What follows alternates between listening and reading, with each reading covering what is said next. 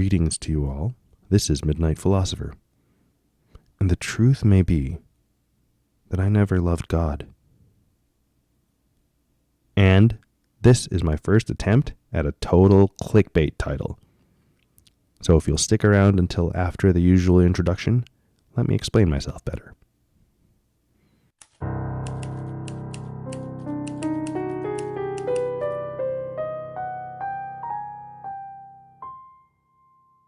I've been Catholic for as long as I can remember. When I was a toddler, my mom would read Bible stories that had been adapted for kids with illustrations. When I came of age, I prepared for my first confession and first communion with weekly CCD classes. I was even confirmed a little bit earlier than most kids. For a number of years, I was homeschooled, and I had diligently worked on memorizing as much of the Baltimore Catechism as I could. According to the Baltimore Catechism, God is the supreme being, infinitely perfect, who made all things and keeps them in existence.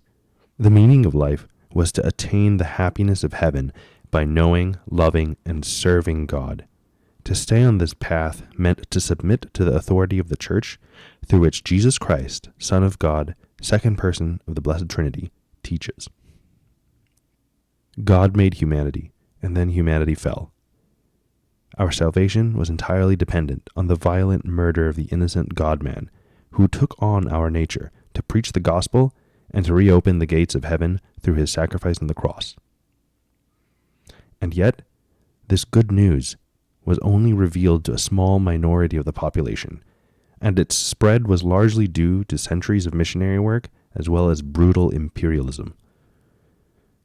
God was always an intellectual concept, a story, an explanation for some phenomenon, a justification for a moral value, a collection of theological abstractions essential to the preservation of religious identity. God was the omnipotent, omniscient, and omnibenevolent Trinity, Father, Son, and Holy Spirit, whose network of rules and legalistic technicalities I had to abide by. But he was also a deity whose love and mercy knew no bounds. However, as I've gotten older and reflected on the notions of God that I was raised with, I've made some important realizations. To obey God is practically indistinguishable from submitting intellect, will, and agency to the Church's human hierarchy.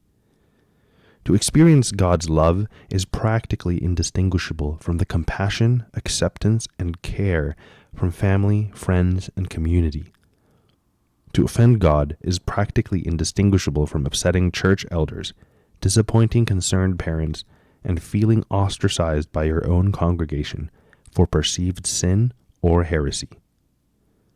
Without other people, other human beings, God as conceived by Christianity is impersonal and inaccessible. For this reason, I cannot really say that I had a relationship with God, nor truly loved him. But there are other notions of God that feel closer to my lived experience. I remember a long time ago reading the encyclical Deus Caritas Est, Latin for God is Love, written by Pope Benedict XVI.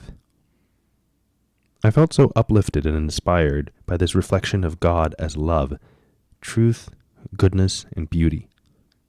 God can be thought of as this profound presence and force we experience in human relationships, in the beauty of art, the ecstasy of music and dance, the majesty of nature, the truths of the universe that we sometimes catch glimpses of.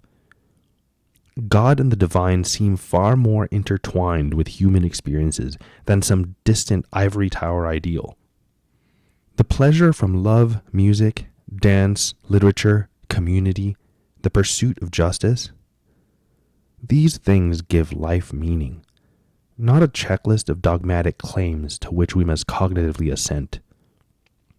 I love my family, friends, and neighbors, Catholic or not, because of their inherent dignity and the relationships, experiences, and values we share, not because of their specific beliefs or practices. If God is love, and perhaps even pleasure, which, to paraphrase Stephen Huff, is essential to being human and has within it a spark of the divine, then God is something or someone who can be accessed beyond the walls of the church and is larger than our human tendency towards tribalism. At the beginning of this video essay, I said the truth may be that I never loved God. But more precisely, the truth is actually, I never loved the traditional Catholic conception of God. A couple of years ago, I lost my father to terminal illness. And in the midst of grief and my own personal struggles, I had a moment of clarity. Much of what was considered spiritual wisdom ultimately seemed to me like hollow platitudes. Rather, it was in the love shared between the few of us that remained after years of successive deaths in the family, where some measure of consolation was found and remains a source of strength and purpose.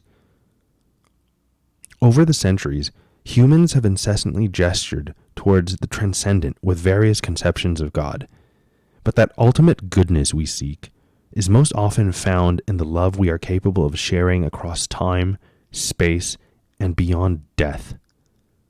That warmth, mutual affection, and profound care and compassion in our nature is our divine spark, our source of hope and resilience. And it is this warmth in our souls that we must constantly strive to rekindle.